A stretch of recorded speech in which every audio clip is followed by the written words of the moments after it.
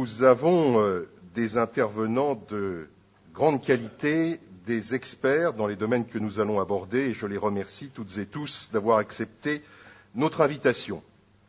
Je vais vous les présenter avant de passer la parole à Daniel Karniewicz, notre secrétaire national, qui introduira davantage cette table ronde.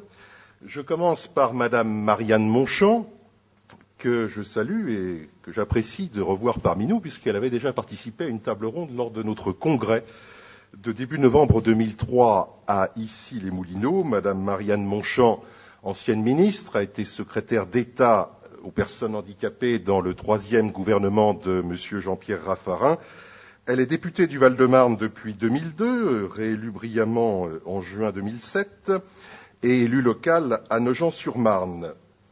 Monsieur Yves Bure, également député UMP du Bas-Rhin, auteur d'un rapport à l'Assemblée nationale, la création et la mise en place des agences régionales de santé, et qui a mis en évidence un point sur lequel nous allons certainement revenir durant cette matinée, à savoir que ce que l'on appelle depuis quelques jours les niches sociales, après les niches fiscales, qui sont dues en particulier aux différents systèmes d'exonération de charges, entre autres sur les bas salaires, ont représenté une perte pour le financement de notre protection sociale en 2007 de 28,7 milliards d'euros, c'est-à-dire presque le triple du déficit constaté pour l'exercice écoulé.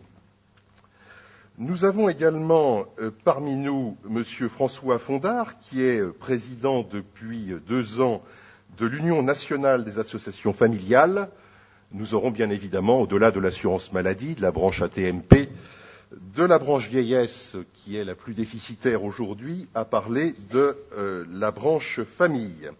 Également avec nous, Monsieur Claude Le Pen, économiste de la santé bien connu, qui enseigne d'ailleurs dans cette université de Paris-Dauphine. Il est donc ici chez lui, et qui nous fera part de ses analyses sur les problèmes d'économie et de gestion de la santé. Monsieur Dominique Coudreau, conseiller du président de la Générale de Santé et président du GIP Dossier médical permanent. Enfin, nous attendons le docteur Michel Chassan, qui est président de la Confédération des syndicats médicaux français. Je pense n'avoir oublié personne. Je peux donc passer la parole à Daniel pour continuer la présentation de cette matinée.